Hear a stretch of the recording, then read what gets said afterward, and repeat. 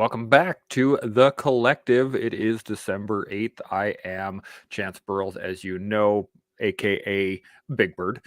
And we have again Mr. Sean Taylor, as always. He's always happy to Right have on. us. I'm happy to be here. That's what Yeah. I'm saying. And we got Tim Turner. He is on the way. Hopefully, we'll make sure that he gets in here very shortly. And we're looking forward to a really good thing. We got 3 people watching already. Look at that. Say what? Boom. Tim's one of Yes. them. Probably. So we got quite a few questions actually Awesome. from the bank. We had a few we didn't get to in yesterday's stream, which we can dive into right away, unless there's something on your mind at the moment that you want to dig into right away. No, man. I mean, if your There he is. bank looks anything like my bank of questions that I've got to work through on my other on my IG page, we've got a big bank. Mm-hmm. Boom! Look at that. Look at that guy. What is I up? got nothing. You got You're nothing. looking sharp. No You audio. can't hear? Mm. Unmute your mic. No, his I'm mic's not showing muted. live. Yeah, let me just see what I can play with here. Hold on. Oh, I can just ban him from the studio. Ha It looks. Is he frozen right now? ha! He does look a little frozen. You know what? I'm gonna kick him and get him to reconnect. Nope. Agreed. Nope. Oh, Hello. he's there back we go. in. 1, 2, 3, 4. Still no audio? 1, 2, Okay. 3, 4. We can hear you. Yeah. You know what? Let's I'm gonna kick him out real quick and then we'll get him to join back in. Sounds good. And Peace boom. out, Tim Turner. Boom, gone. Get out of here. Show up, get out of here. Okay, well let's jump into one thing right now while we can do it quick. Yeah. I can get something going and then you can sort out Tim on the back end technical. For sure.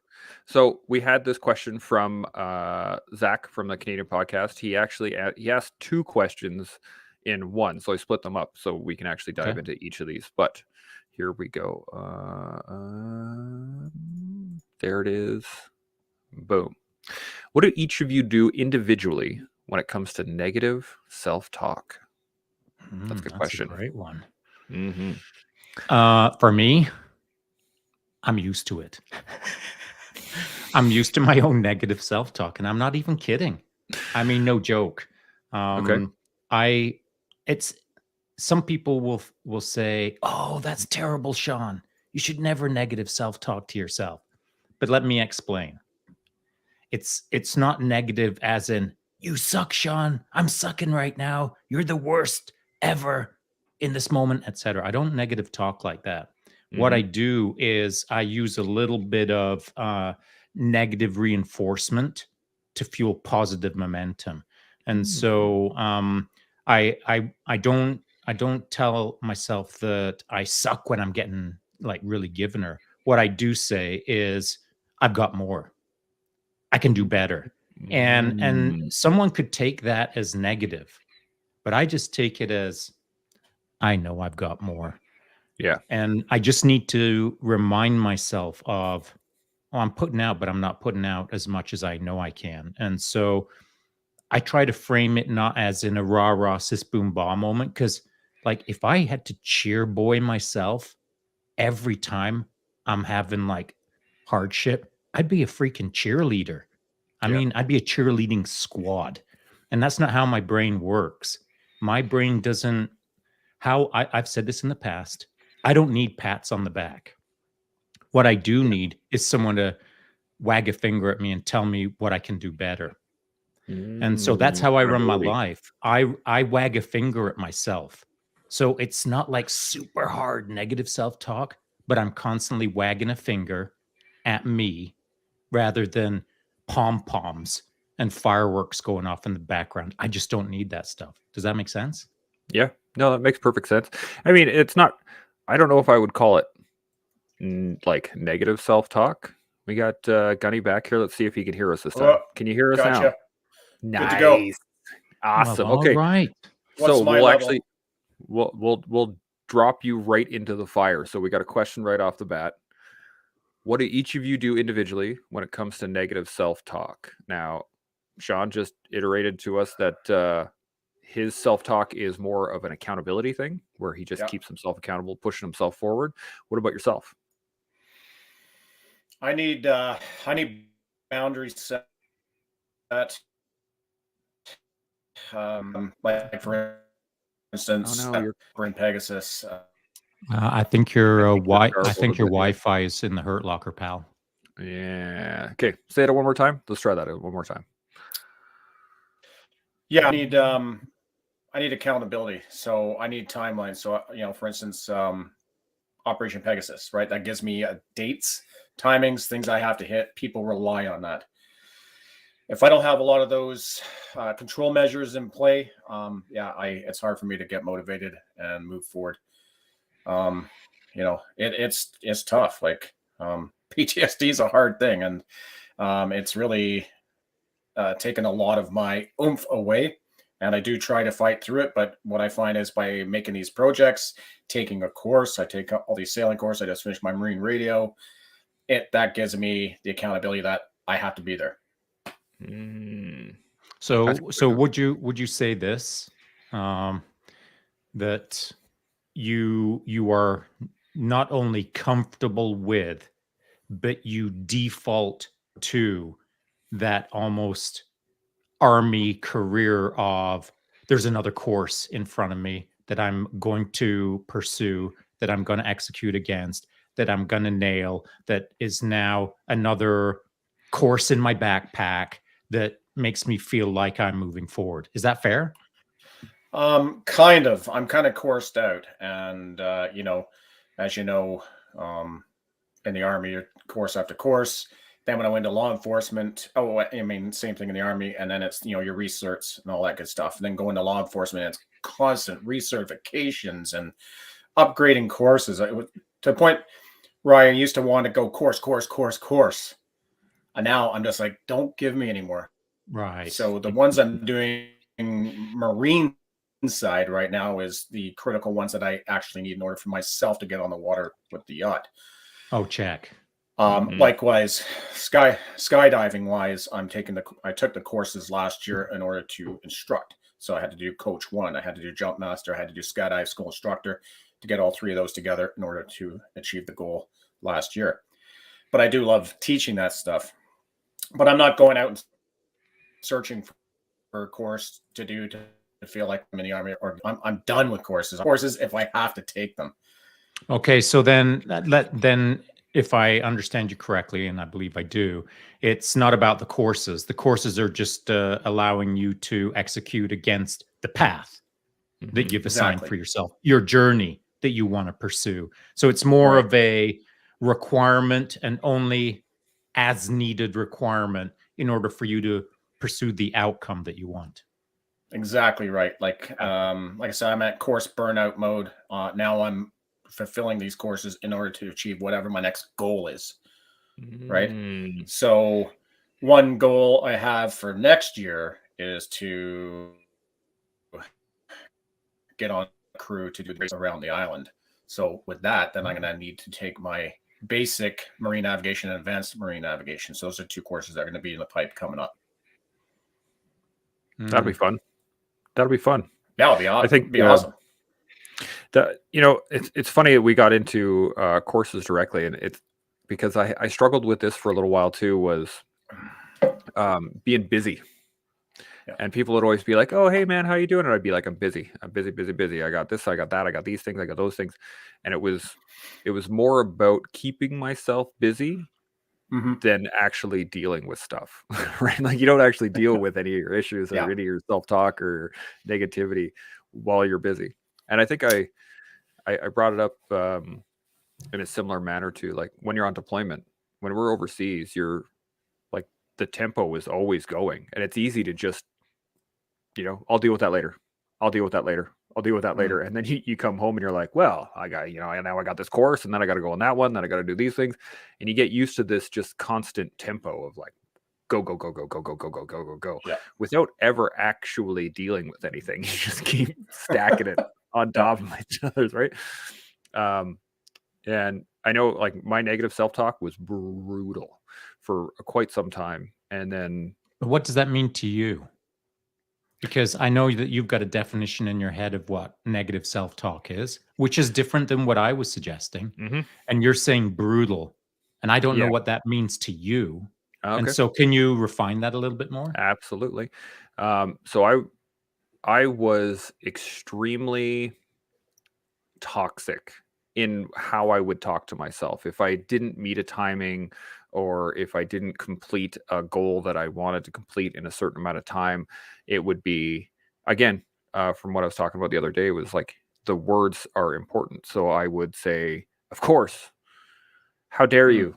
Like Oh, right. So you you're said beating this, yourself up. just constantly beat myself up over little stuff. Okay. I didn't make the lane change. Well, you should have been watching more. Or it was always this top down, you suck, you suck, you suck, you suck, you suck kind of deal. Right. And there Did was a you? point. No, no, not at all. So at what point did you realize you didn't? Well, and this is actually interesting. It was that But I asked that question because you can only know if you suck or not, and right about the time that you realize, oh, I suck. And so then you've got to start like working on getting better. And that's what frames or contextualizes if you did suck mm, or not. And so I'm just curious like, if it seemed normal to you to beat yourself up on the regular, at what point did you realize that I suck or I don't suck? Or when did you realize you were beating yourself up? well, it's actually funny. Me and my my doctor and I were out, Both. we were out at the horses and we were working, doing some equine therapy. And I was talking about trying to train an Arabian that I'd been working with for a little while. And I was like, yeah, it's just not taking. And, I think I'm not doing it right. It must be me. Obviously, I'm not teaching correctly. And she was like, hold on a second. And she brought me a lead and grabbed a horse, and we went into the round pen and was like, okay, do what you did to this horse right there. And so within 2 or 3 minutes, I had the horse doing exactly what I wanted him to. And she was like, so it wasn't you. You got to understand that different animals take different speeds. Sometimes they'll catch, sometimes they won't. Sometimes, or maybe you're just a little bit stressed. Maybe you weren't stressed at that point in time, like et cetera, et cetera, et cetera. And she broke it down to the point that it was the fact that I wasn't completing the task immediately. I then became very negative of like, oh, you're not doing it right. You're not doing it right. And then I started beating myself up on top of that, which affected the horse, which affected everything else. But it was through that particular lesson was like the way in which I talk to myself in the instances that I was just seeing as negative without any sort of connotation to it. Were it was useless. All I was doing was just beating Mm. myself up. And once I got that realization that it was just me talking down to myself, I was just like, Yeah. oh, okay. Now I have to actually change Because my you weren't framing, meeting your change my own words. standards. It was I was setting the standards so far ahead of me. It wasn't And it and wasn't you hadn't accurate. defined those standards? Not at all. It was just like you should be So perfect right it now. was just an imaginary goal that you Yeah. had imaginary set in your mind that you weren't executing against because you didn't know what you're executing against, and somehow you're holding yourself accountable against a fantasy world that was making you angry. Is that Yeah. right? That is exactly right. And once I Which is actually pretty figured that out. normal out there. Yeah, yeah, absolutely it is.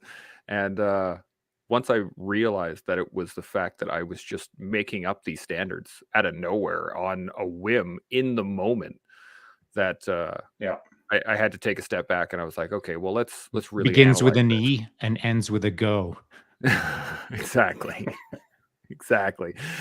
So that was the big one for me, was I was working with the horses, and it just all of a sudden, once we actually established that what I was holding myself accountable to was a fantasy, I was like, oh, okay, let's start looking at the real world. Let's look right now. What is it I'm trying to do?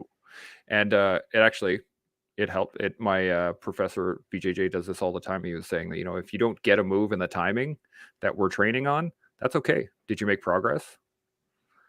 Because the progress is what we're looking for. It's not I teach you a skill and you know it immediately. Like that. That's just Not going to happen. And by the way, that would suck anyway.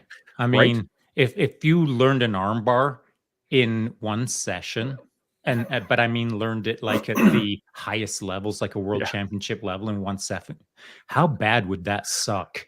It would. Because Take all the fun out of it. where's the journey? Yeah. Where's the grind? Where's the path? Where's the learning? Where's the failures? Where's the growth if Yeah. you learn that fast? Yeah. It was Mm. it was interesting to say the least. But I think that's a great point because, as you said, Shaun, like, this is pretty normal, right? We just make up these standards in our head that have no bearing on the actual reality of the situation. And Yeah. then hold ourselves to those standards, which make no sense. Yeah. And along with the praise part, you know, in my younger years, you know, I enjoyed people. Oh shit, that was a freaking awesome lecture. That was an amazing training evolution.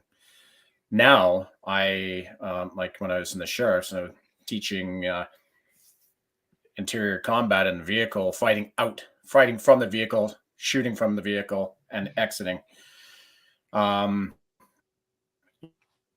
You know, I had different coming out. I'm holy shit, we've never seen this before. This was amazing. Like, you can teach this on the world platform. You can charge money for this. And I didn't want to hear this. I knew did a good job, but I don't take praise well anymore.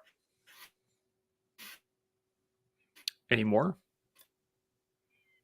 I think he might be frozen. Are you frozen? Hate it. Oh, he's frozen. I don't like it. Yeah. You got me? I Anyways, can hear you. There we go. I don't like praise anymore. I don't want to hear it because I don't feel I'm worthy of it. But that's the Me too, buddy. that's the I said the stress. exact That's the induced stress. Yeah. Did I say that? Was Tim on, or had Tim just about to join when I was saying to you, Chance? I don't think I was on. Yeah, I mean, I'd literally just said that exact same phrase. I've been that way for a long time. This is precisely what I said, pal. I'm not interested in getting a pat on the back. I only want someone to tell me how I can do it better. And I've been that way for a long time. Yep. In fact, it makes me super uncomfortable to get praise. So too. I just want to like, as soon as I even get a hint of praise coming my way, I'm all about trying to change the subject because I want to get on with how can we do it better. Yeah, I've actually right when we started, you were like, "Hey, yeah, That's yesterday right. it was a really good job," but I, like, in my head, my skin was just kind of crawling, like, "Yep, it's good." But I had to. This is something I've been working on actually quite a bit lately. Is just accepting it, just being thankful for it. Like it, I had as a example, my next door neighbor. He has late stage Parkinson's, and he just had to move into an assisted living area. And we've been taking care of his, place. We go over, check it out, make sure everything's running. We shovel his walk and his driveway and whatever, no big deal. And he called me one day and he's like, "Hey, I got some rifles, just in my safe. I can't use them, obviously. Can you want to take a look over? Come over, take a look, see what they're worth. Just tell me what I can get out of them." So I was, yeah, sure, no problem. I'm gonna show up. I look at him. He's got a couple little 22s and nothing fancy. But I was like, "Yeah, this is probably worth about this, and this is probably worth about this." And he was like, "Okay, well, cool. Do you want them?" And I was like, "I mean, sure. Yeah, I'll take them off your hands, just like to again take some stress off of him, right? I can take them. I put them in my safe. I'll probably deal with them later." And I was like, "Okay, well, yeah, here's cash for them. No big deal." And he was like, "No, you can just take them." And I was like, "But I don't want to do that, first off, because they're yours. I should give you money." He's like, "No, you've been taking care of my house and I really appreciate it. And I just want to show you how much I appreciate it." And like, again, I was just sitting there like, "Yep. Okay, cool, man." Like, but I had tried to be gracious and say, "You know what? I really appreciate that. Thank you very much." And because he's obviously he's showing appreciation for what it is being done. And I just like when people give you praise, they're showing recognizing your efforts. That's it. Yeah. C'est Lavoie. I'm better at it now, but I was way worse at it about a year ago. And that was, I just I didn't want to hear praise. Mm-hmm. And he just, like, one day He said to me, man, you got to get better at it. You got to get used to the idea that people are going to start thanking you. I was like, what? I got to do what? So we had to have a little conversation. And I just wasn't, it wasn't synchronizing with me. So I just like had to really sit down and almost like grit my teeth and say, all right, I mean, if that's what I got to do to keep doing what I really want to do on behalf of the troops, then I'm just going to bite down on my mouthpiece and start getting better at that as well. And you know what? He was right. It's exactly what I had to do. And I'm trying my best to do that as well. And I think it's important. Seb is usually right. And see, it's easier to give the advice too. So when I am thanking people, like, I don't need that. I'm like, just take the compliment, but I can't do it myself. All I need is just say thanks, thank you, and I'm good. I don't need don't go on and on. Just say thanks. I'll take a fist, just give you a fist bump. Like, just, dude, good job, cool. Just give me a nod. Nod? Yeah, that's exactly. It. All I need is a nod. Here's a question. Go ahead. I saved Premier Redford's life. She was getting attacked in Washington, D.C. And the praise I got was literally that. After that, we went to a green room for a press conference. And as we're going in, she just gave me a fist bump. And it's like, that's all I needed. That's all you need. And it was just like a fist bump and like a nod. And I'm like, boom. Check. Good to go. Yeah. You know, it's funny. The other question that Zach had put in here is exactly that. How do you shift your mindset while controlling ego, confidence, and self-worth? And this is exactly what we're talking about. Is that it's a bit of a slog. Sometimes you gotta work through it. Well, actually, I'd like to add a little bit more to that. Yeah, you got to work through it, but not mindlessly. No. And I think that's where a lot of people go wrong. Is they think, oh, I got to get better at that. So now I'm just going to start the grind, but they don't have a strategy within their grind.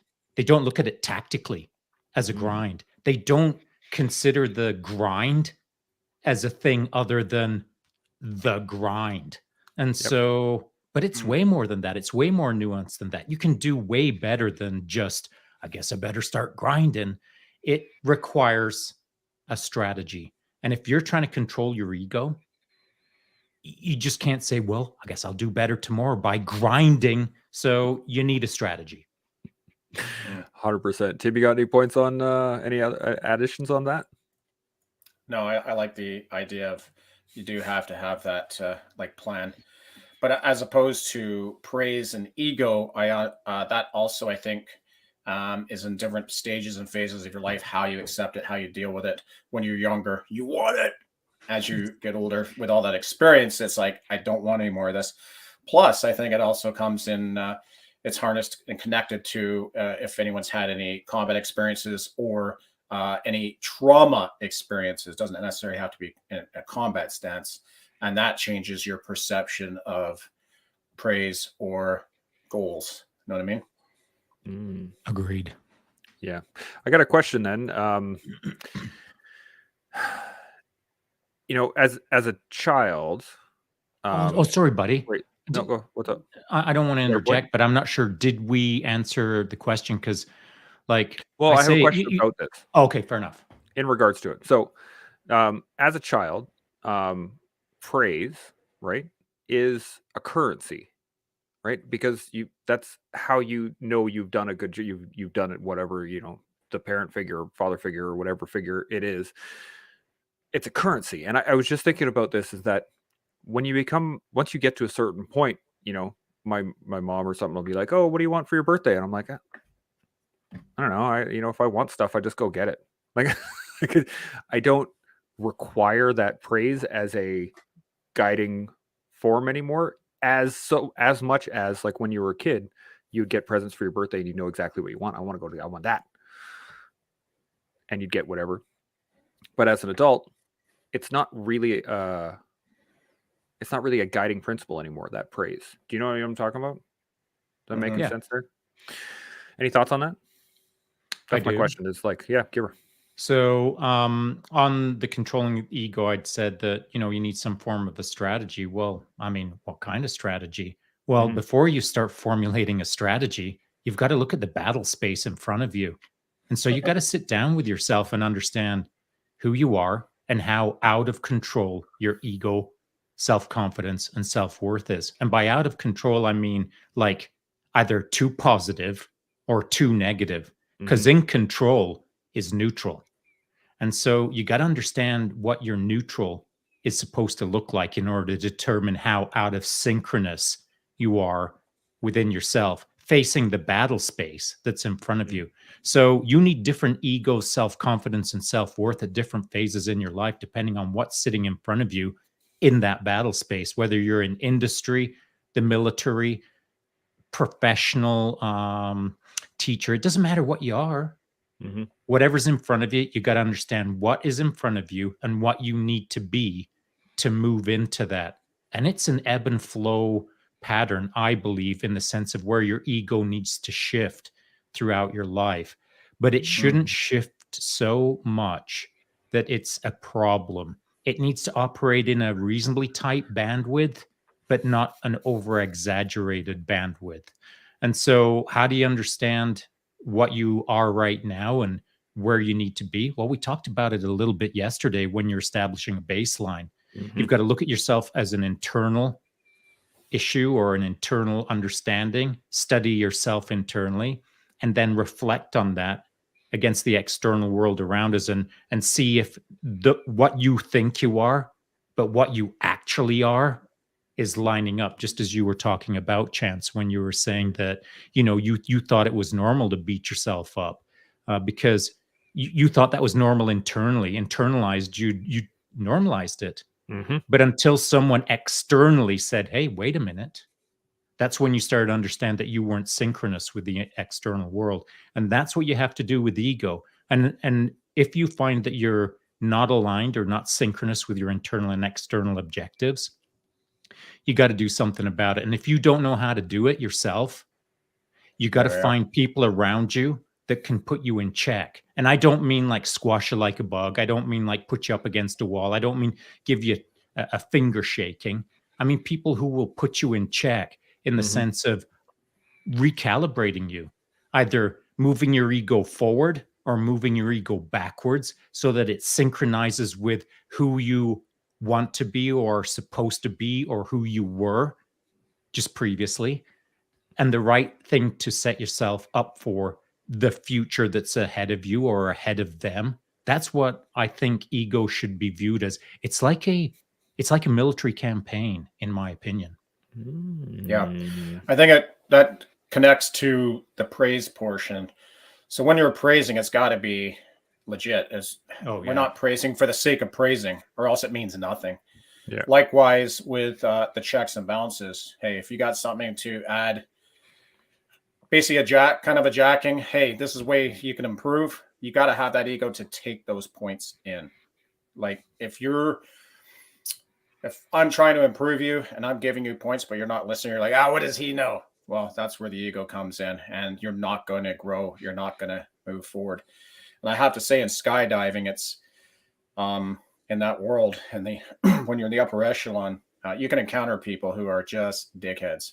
And then you get the good ones. Like, I was just in Eloy a couple weeks ago, and I'm learning to sit fly. Oh, and I think he froze up again. He did. I'm glad he didn't take on a really weird pose. You know what I mean? Right. This is a very standard Tim Turner pose too. Just like, sorry, you broke up there. You're out of your. You're back again, and you're out of your comfort zone, right? And you feel terrible. So I'm practicing my head positioning as everything. And the tandem master looks over and goes, yeah, okay, blah, blah, blah, blah, blah. And I'm like, oh, awesome. And my coach, Gavin Jones, is right beside me. He's not taking offense. And I want more info. And I'm like, hey, thanks a lot. He goes, sorry, man. Like, I'm an instructor. I go, hey, give it to me. Give it all to me. And then I landed on the alternate drop zone on one of the jumps. And I came in, I just do a nice slide. And I'm like, woo. And then there's a ground control, and the ground goes, hey, man, just so you know, like, second guy who's second in the world broke his leg last week sliding on this DZ. There's a lot of holes. So don't do it. I'm like, hey, Roger that, man. I gave him a big fist bump. You have to take that in. But some guys, I've seen some guys when they do that, they're like, hey, don't do that. You're going to break your leg. They're like, what do you know? Yeah. Yeah, I And know what I'm doing. that person's probably an instructor. So how would he like that if someone did that to him? Right. So Yeah. that ego thing comes into play. So how are you going to grow if you're not accepting it? And then when you're giving praise, it's got to be proper praise Mhm. at the right time. I got something a little bit more to add to that, just to Ever. build on another little stub of Yeah. wisdom, we'll say, because I agree completely with everything that Tim just said.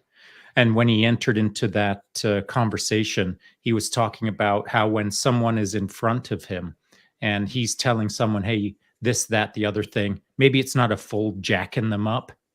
Maybe it's just a light one. Maybe it's even just a smidge of a jacking that guy up in front of you. If they can't accept that, I'm going to count on one hand the amount of times that I'm going to do that again with that dude. Yeah. Because if you blow it on number one, I'm going to look at you and think, next time I talk to you, pal, you better pay attention. And if he blows it on the second time, you get 3 strikes with me when it comes to that stuff. Because guess what? There's 8 billion people in the world. And I'm trying to invest in cool people. And if you don't want to get invested in, I'm bouncing. Yeah. I want to hit that point again. I want to relate to a real world story teaching on sniper course. And Shaun, you can relate as a walker. Our job is not to compromise the student. We are giving him maximum possibility. Like when the OP is telling us, hey, move to the right. You are not telegraphing anything. And if you're standing beside someone and you're not touching them, you're like, nope, nothing here. And this kid is telling, I'm like, hey, you better not go that way. Like the OP can see you. I'm here in traffic. They're like, yeah, blah, blah, blah. I gave him 3 pieces of advice. Don't do that. Move this way. And he just fucked me off. This is a student. You're telling a master sniper this? So on the next one, they're just like, walk, put your arm out. I'm just like, yep, on him. Just a little bit of extension here. And because I don't want you being that high performing sniper. And you can't he was never ready for that course. No. Like, who do you think you are? And, what a wasted spot. Indeed. Because I mean, holy moly, it's so freaking hard to get on the Army sniper course. And Tim, you and I both know how freaking hard it is to pass that course, even if you're like a super rock star. Yeah. So to show up and burn a spot because you're a clown, that he never should have been on that spot. And by the way, he should have never been led on that course again. One chance and you're gone, because that course is too valuable. Yeah, he tried to go the following year and we said nope. Perfect. It's actually kind of funny. When I was doing my SQ way back when, we had some extra time in the schedule, and they were like, we're going to show you guys stalking, and little quick brief on it, and then they put us in a field and they gave us some time to cam, and they're like, okay, this whole section you're going to work your way towards the rest of the platoon, and then the next section will come in and we'll rotate through. And I remember doing that, and I got halfway down the field. I was not very good, but the instructor did that exact thing. They called out that he was gonna, there's movement right here, and he walked up within 3 feet of me, maybe, and he was like, nope, there's no one here. And I'm literally laying beside him. I'm like looking right up at him, and he's like, nope, there's no one here. And then I made a movement, and they were like 2 steps to your left, and bang. Of course you did. Yeah, of course I did, right?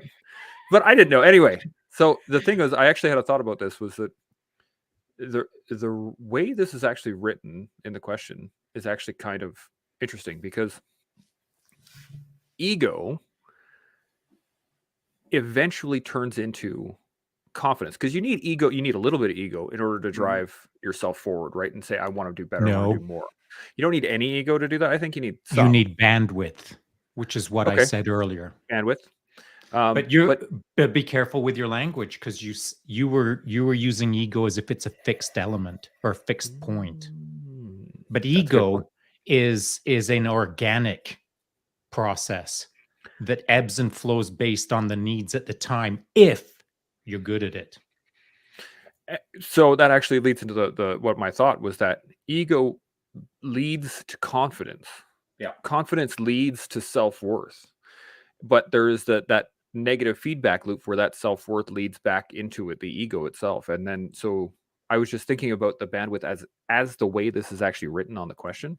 It just seemed very fitting in that ego does lead towards confidence, and then confidence does lead. Once you have confidence in something, you gain self-worth through the confidence that you gained.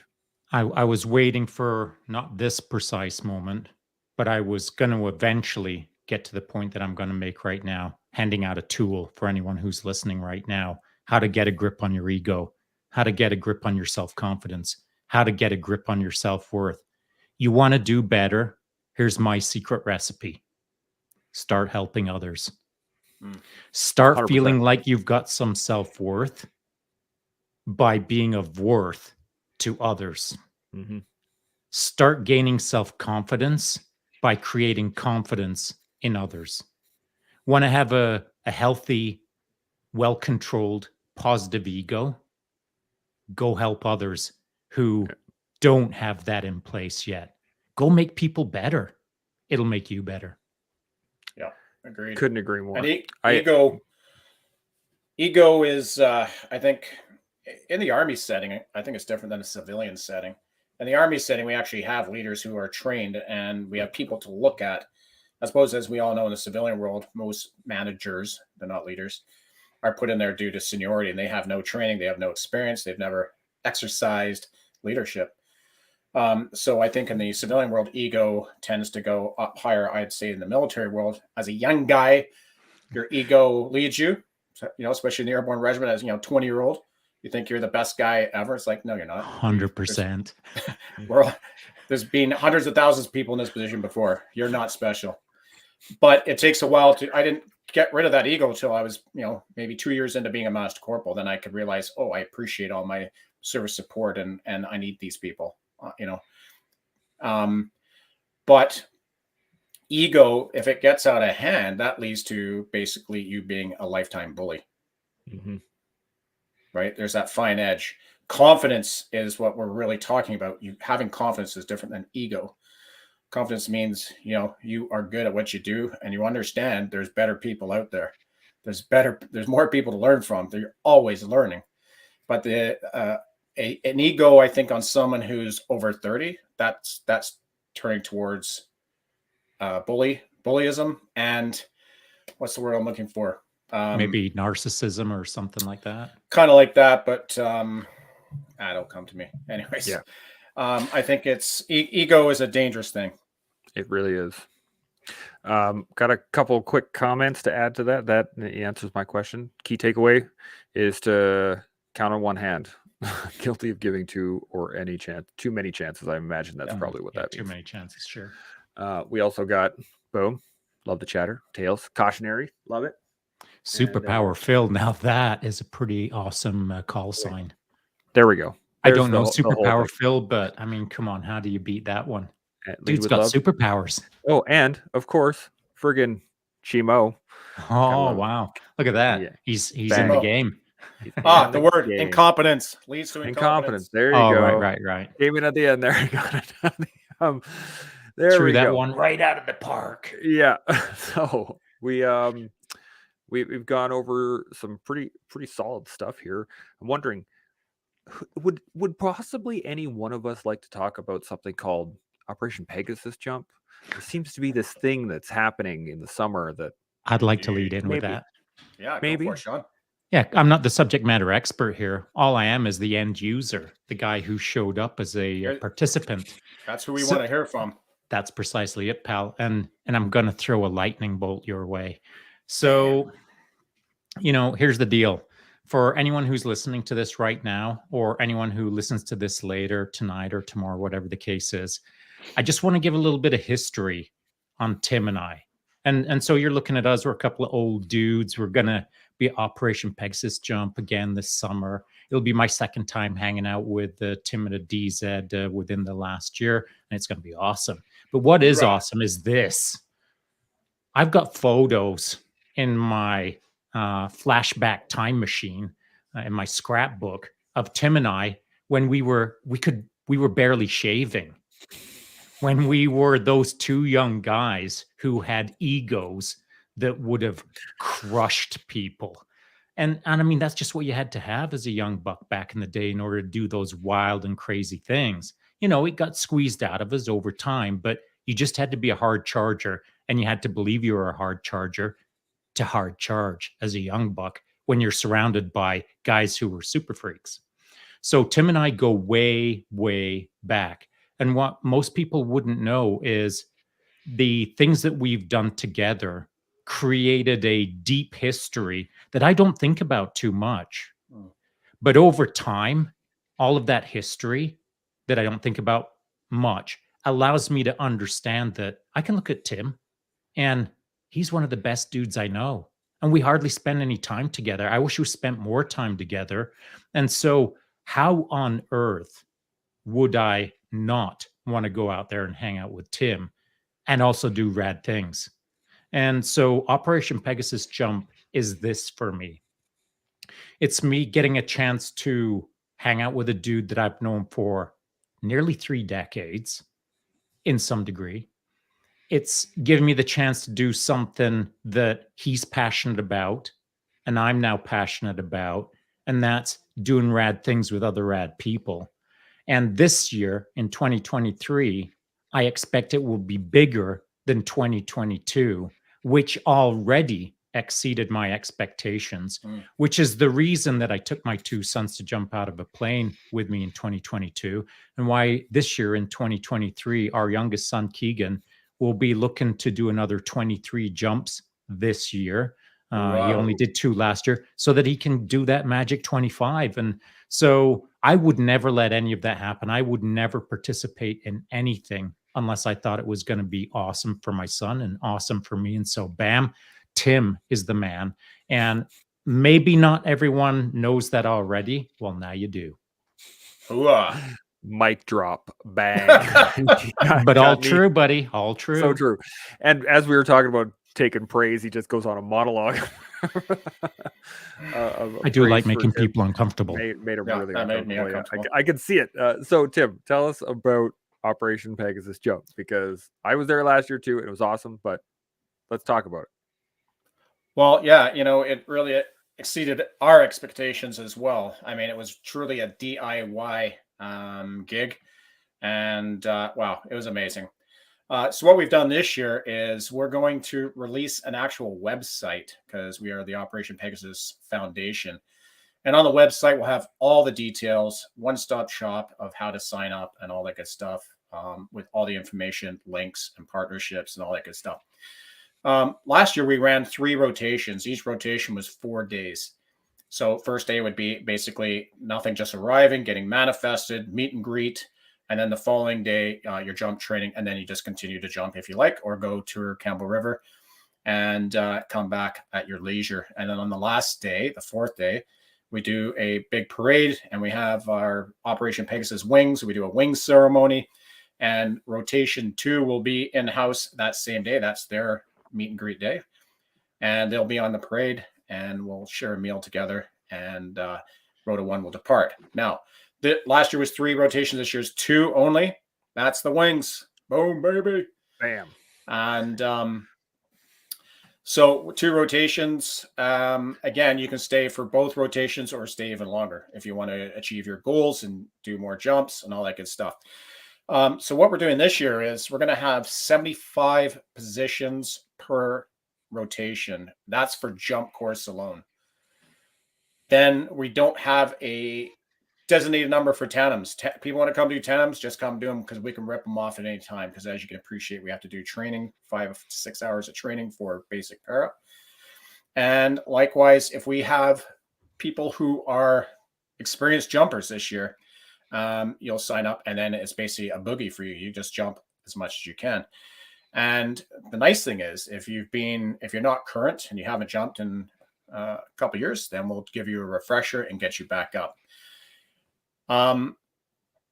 We also have 7 staff members on coach course coming up this March, and 6 of them going on jump master course. So we're going to have a bunch of new jump masters and skydive coaches, and we have a new instructor. He was an RCMP member who just got posted back into Comox here. And he is a skydive coach too, and he is a PFF free fall instructor. So yeah, our staff has grown. It's really good. We're pretty excited. And we had our final meeting yesterday, and I'll be pushing the website out late tonight. And correct me if I'm wrong, but registration is tomorrow on Monday, right? That's correct. So at midnight tonight, you can hit the website and register. And I might even have that website posted at 2300 tonight. And if you go on it, you can get yourself loaded. Hey, I got a question for you. It's a personal question, or it's a question for me, because Keegan and I are going to go.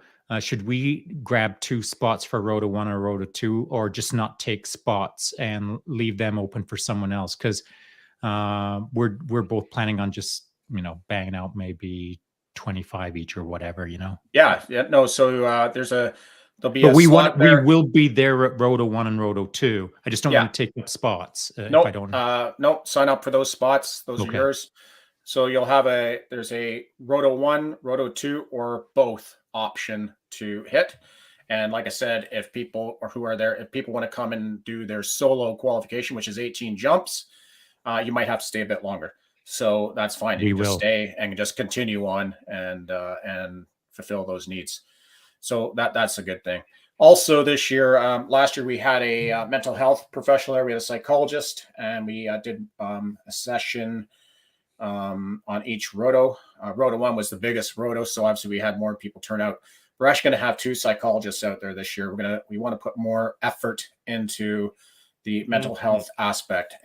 From hearing about the people that did attend that portion last year, they thought it was amazing. So so do we. And I mean, and that's what this main effort of Pegasus is to help fight mental health, build that resilience because if you can jump out of that aircraft, I think you can take on anything and get on with the day. Mm-hmm. So yeah, I think this is going to be really good. We're pretty pumped, and we're looking forward to it. So resilience and connection is what I was thinking of. But when I thought of connection, Tim, this is how my brain works. I then went to Can I Connect? And so I know that they were a sponsor last year. Are they a sponsor again in 2023?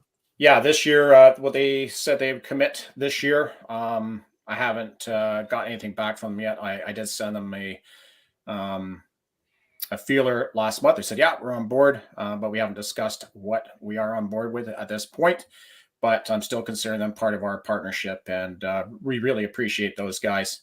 And as well, I'd like to plug Mad Hatter and Dave Ward from Bushwookie. So Dave actually worked with me with the design for the wings. And then he didn't have time to work on it, so we pushed the project to Mad Hatter. And he's just been amazing. And he finished off that project for us, ripped up, got all our gear for us. And then he's gone one even bigger this year. He's actually donated his silk screen system to us. So now we have the ability to print our own shirts. Wow. So that's pretty cool. So I mean, he's gone above and beyond, because basically, agreed. Hey, he just gave us his. I would expect nothing less from him, though. And so that's money like he could have had this year, but he said, what? No, he's that kind of dude, though. Yeah. For a military police officer, especially for a lieutenant, now that he got promoted to lieutenant, he doesn't know how to use a compass anymore. I tried to overlook all of that stuff when I said he's a good dude, but I mean, it's hard to overlook. You're right, Tim. Yeah. It's tough, both an officer and a meathead. I don't know, man. That's you go from your ID card saying man to now your ID card saying officer. So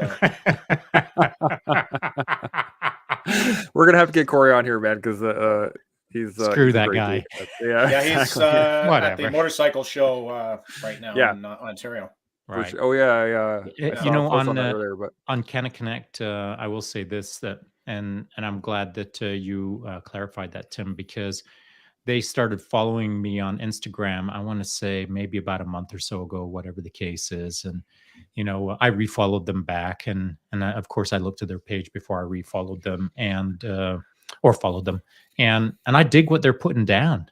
I mean, They're doing it right. They're kind of doing it right, in my opinion. And so I'm with Aurora, but Me I was too. actually thinking of switching to them. The only thing that's holding me back is it just feels like it would be an arduous process of jumping through hoops. So I will say this. Hey, Canna Connect, if you're going to listen to this later, hit me up if you think you can make it easy peasy lemon squeezy, and then we'll talk. Yeah, same So here. I'm with Aurora, and I felt the same thing. Switching to Canna Connect is going to be hard. Is that going to be a massive process? You know what? But if it is, so be it. I want to. Well, go they'll let us know downstairs. once they watch this video. Is my mic on? There we are. So, anyways, I also want to throw a plug into the collective. I saw that you guys are going to push some funds this way, and I'm linking you guys up to our website as well as a co-sponsor. So that will be good. And I'm Thanks, buddy. looking forward to that. When on that aspect, one thing that we were talking about right from the get-go, from almost like day 2 kind of thing, is the only reason or the only way that I felt like I could do this is if it wasn't trying to take money out of anyone's pockets just to provide information or whatever. And I felt that if any money ever came our way, I didn't want it in my pocket. I wanted it just to go to charities. And the first charity that I could think of that I was, now I know there's lots of worthy charities out there, but I only know one Tim Turner, and I only know one Operation Pegasus Jump. And you were the first guy that came to mind. And so Awesome. That's where I wanted that money to go. If there may be nothing other than you're the best, pal. But that was my first thought, and that's where I want any monies to go.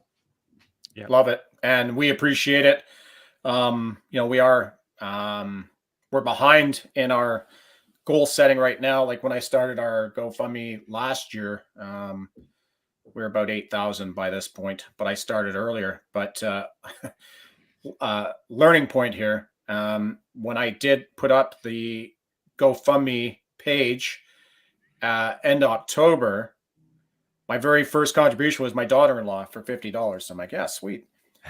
And then I didn't see any traffic for a while. And I'm like, what's going on here? And we couldn't track it. But I kept getting emails saying, hey, we need a bank account to put money funds in. You have this many months to get it done. Like, roger that. Okay, so I must be up. So that was my bad. I wasn't tracking. So then it was like 4 days ago, I started investigating more, and we couldn't find the website at all. So what had happened was, in my description, I was too military, and I went, Operation Pegasus Jump will execute this mission, blah, blah, blah. Situation, mission, execution, services, support, command, and SIGs. They did not like the word execute, and they shut it down. Yeah.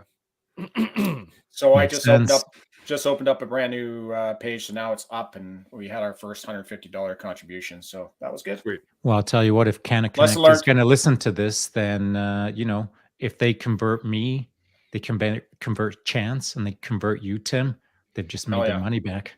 Bam. Easily. And I tell you, and if they can convert more people who come out, that'd be fantastic.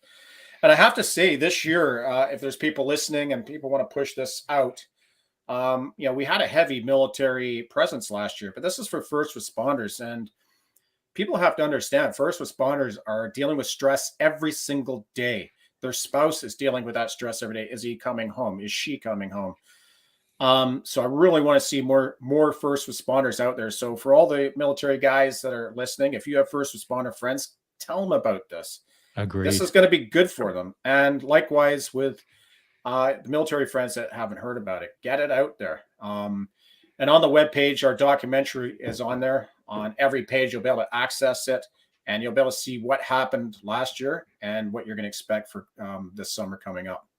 Sweet. Yeah, speaking of first responders, law enforcement, Seb Lebois, when I was in a live chat with him just a couple of days ago, he mentioned that he's got some plans for Operation Pegasus Jump this year. He wants to show up and get squared away with some jumps and maybe get out of that bird with a dog wrapped around. I don't know how that's all going to work out. We shouldn't talk about it, but I just say that if you get squared away, pal, I don't mind jumping out of a plane with you and getting some airtime. So he's got some plans. I hope how's his leg doing? Is he going to be?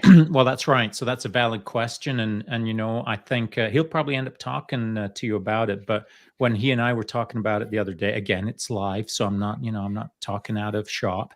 Those are his words, not mine.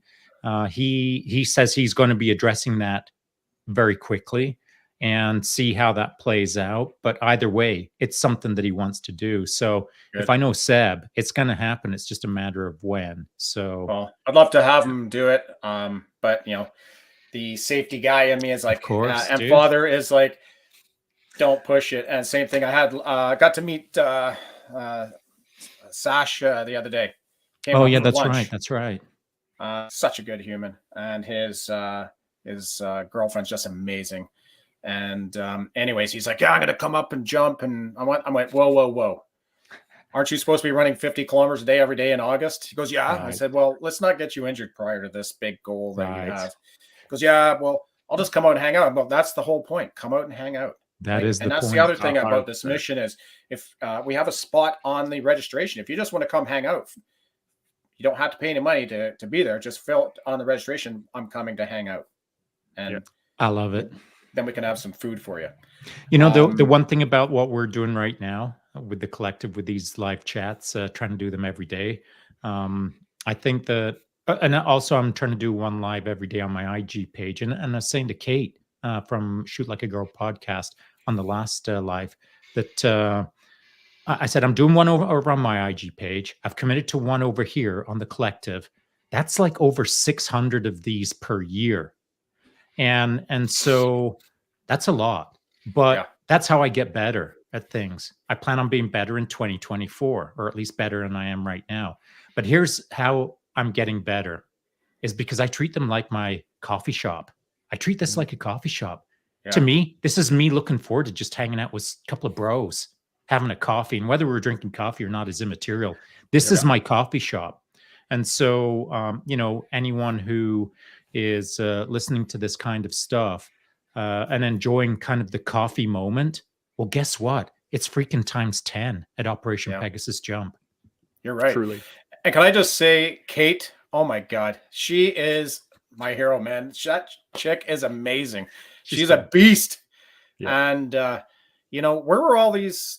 I'm sure there are a few of them out there in my day, but it just seems I'm meeting more and more military and law enforcement women who are just incredible, like amazing, super shape and just go-getters.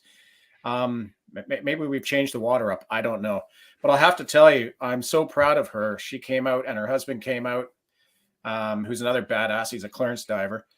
And they just pounded through their jumps and she got her solo, and she is a natural, man. She is amazing. So, of course, I'm playing career manager right away. You do know, like, I'm so excited for you. And if you get your A license, you can go to the Skyhawks. She goes, that's the plan. I want to do the Skyhawks next year. I'm like, awesome. That's precisely what she was telling us the other day.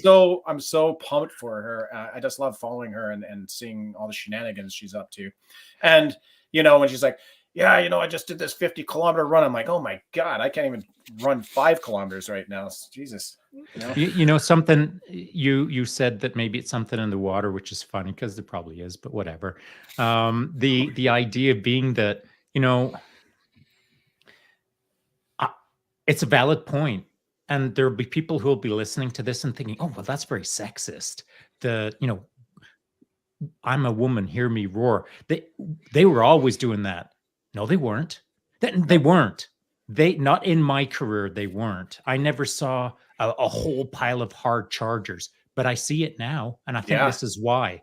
Because people like Kate are having hard freaking chargers on their website, on their podcasts, and more and more ladies are seeing more and more awesome ladies. And the inspiration rate is what drags people up. If you don't know what you don't know what to go for. But nowadays, it's way more visible than it was 20 years ago because there's this freaking thing called an internet where people get to inspire people. And I think that's what's raising the game. I agree. Yeah. Couldn't agree more, actually. And, one of the interesting things is that I'm like a generation behind you guys, right? So like I was in just as you were about getting out, Tim, and you were out for a while before I even got in.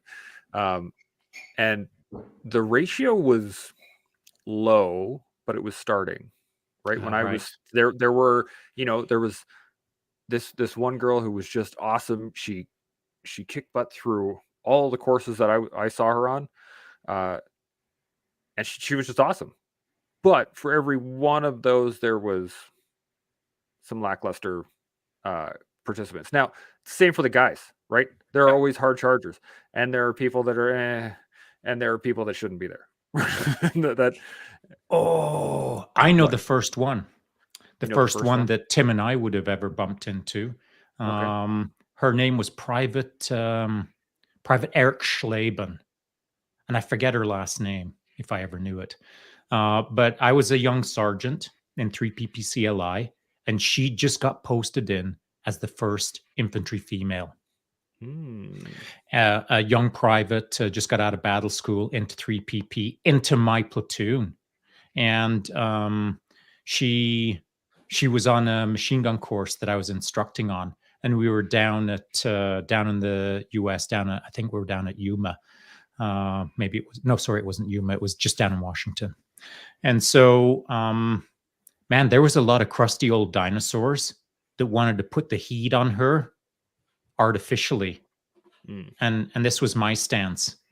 She'll earn it, but I ain't gonna let her fake it, and I ain't Mhm. gonna make it worse for her. She'll earn it just like every other guy does on this course. That was my stance.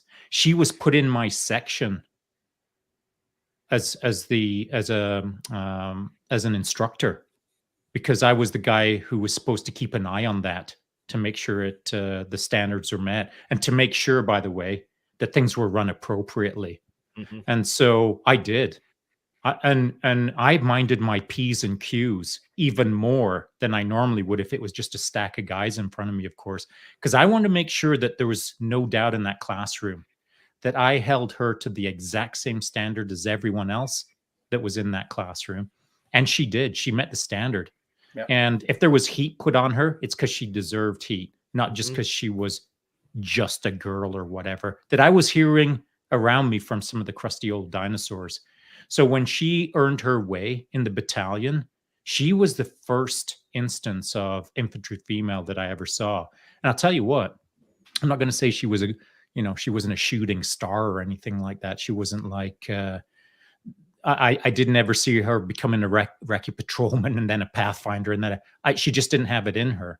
But what she did have was enough backbone, enough juice to be able to look another guy in the eye and tell him to go f himself if he was another young private as well. And it wasn't that she was really rude; she just didn't put up with nonsense. She was a bit bullheaded, and she knew what she wanted.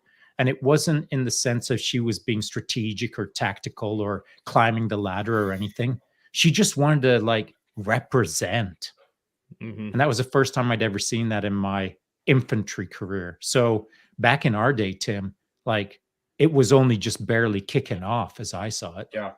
No, you hit it on the head. There wasn't many role models for people championing and motivating, but there was more people saying you can't, you can't. Mhm. Now we're saying yes, and it's awesome. And look at these amazing 2 RCMP officers I met this summer. Call sign Maverick on Instagram. I think Oh yeah. Ern is her name. She's being shot, she's being stabbed, and she's fit as hell. She's crazy. I love her, and she's getting right into skydiving. And that beautiful girl from mainland RCMP, Saeed. Oh yeah. She Mhm. was Army. She's just this tiny little woman, You wouldn't know it. beautiful, and you Yeah. wouldn't know it. And here she was when she was in the Army in Afghanistan. She was like doing total undercover stuff, wearing a burqa, and at the end of a shiur, she come out and tell the patrol car, "Yeah, don't use that route. They're going to ambush you." It's like, Mhm. and you're looking like, "That was you? Holy shit!" And she's just amazing. So I just love it. And our drop zone is really cool. In the skydiving world, obviously there's more men jumping, and most DZs it's like 70% men. Our DZ's the other way around. And I don't know what they put in the water in this island, but the women here are amazing, and it's just good to see these go-getters, and when they're not Yeah, skydiving, they were ass kickers, man. well, if they're not skydiving, they're Mhm. motocrossing, snowboarding. Our tandem master, Crystal, she's a big dive explorer. Yeah, that's right. And anyway, there's only 2 female tandem masters in Canada. She's one of them. And you know where she is right now? She's in Brazil, base jumping. Of course. No bigs. Yeah. And right after Pegasus, her and Mako, the Wacko, they went over to Europe and were wingsuit skydiving off all the cliffs in Europe for like 3 weeks. Dang. As one does. As one does. Yeah. Yeah, and what's the name of the other girl that you got out there? I've forgotten her name, and because I'm terrible for names. It's not that I'm trying Tamara? to disrespect. Yes, Tamara? right. Yes. Yeah, Yeah, Tamara is one on very the cool. board of directors. She's amazing, and She is. without her, we couldn't do anything. I mean, the amount of administrative support she does for the drop zone alone, let alone for the foundation, on top of the video work, the coaching, the teaching, and plus, her job that she does every day. She's just really nice to be around. Yeah. And I'd like to note that she brought homemade pierogies here last night for Ukrainian Christmas. Nice. That's fantastic. You're gonna have Look to give her a look fist at you bump for getting me. the love. So we have been rolling for a little bit over an hour here, boys, and again, can't thank you enough. It has been outstanding talking with y'all, except for when Tim decides that he's going to steal some of his neighbor's Wi-Fi. Yeah. What can you do? Hey, this is all mine, man. I live in a rural area. Well, so does Shaun, and he was berating right, me baby. about my internet. Yes, I was. Yeah, but Sean's probably got his, he's a geek, so he's probably got like his own 20-foot tower set up and solar power and Yeah, 100%. generating water. And I've got my monkey down the basement turning the cycling pedals to give us power. that's what the boys are doing right now. You got them on That's cycles right. downstairs. Yeah. Okay, so let's just recap here. Do you have any final thoughts on negative self-talk, ego, confidence, self-worth, anything in there? Any final thoughts? Anything on that? Sure. I'm not going to add any more detail other than to say that this is a conversation that just broadly scraped the surface, barely, and that there's so much more to discuss on these kind of subjects. And I don't want anyone to go away thinking that, that box is being checked, because we didn't. We just entered into a conversation that has moved in many different areas. And I feel that we could have several more conversations about this kind of stuff easily. And we would have just gone another layer deeper, and there's many layers. So, this is just an opening conversation on these kind of subjects. And secondly, I would like to thank Tim for showing up. Of course, not like he showed up. I mean, like, that dude's always showing up. So, there's never a time when he doesn't show up. But for coming in and involving yourself in this little get together, this chat. I hope that it's something that you can do on the regular, pal, whenever you've got time. So I appreciate you showing up, and I love you, man. Yeah, and on that, now that we're launching the website, I'm going to have a bit more time now. And as for negative talk, and the very famous words of Bob Newhart, one of his old sketches, stop it. Oh man, and then there's another mic drop, gabunk, right there. Yeah, well, it's so true. Yeah. Okay. Well, I really, again, I can't thank you guys enough. It's been awesome. We'll have to check in next time on the next edition of The Collective, which I guess will be tomorrow, and the next day, and the next day, and the next day. So correct. I'm gonna say it. If you haven't already, make sure you like, subscribe, hit the little bell thing on the YouTube. Definitely notifications and subscribe. Yeah, so that we can anytime we go live, we'll be available. I'm going to be much more on the ball with social media, like I was doing today. I actually had it up prior to 10 minutes beforehand. You were kind of killing it. I mean, 1% better every day. Yeah. Employee of the day for today. For today. I mean, the day's still not over yet, so we'll see what happens. All right, everybody, from myself, Shaun, and Gunny here. Appreciate y'all. We'll talk to y'all later. Chimo. Chimo. Chimo.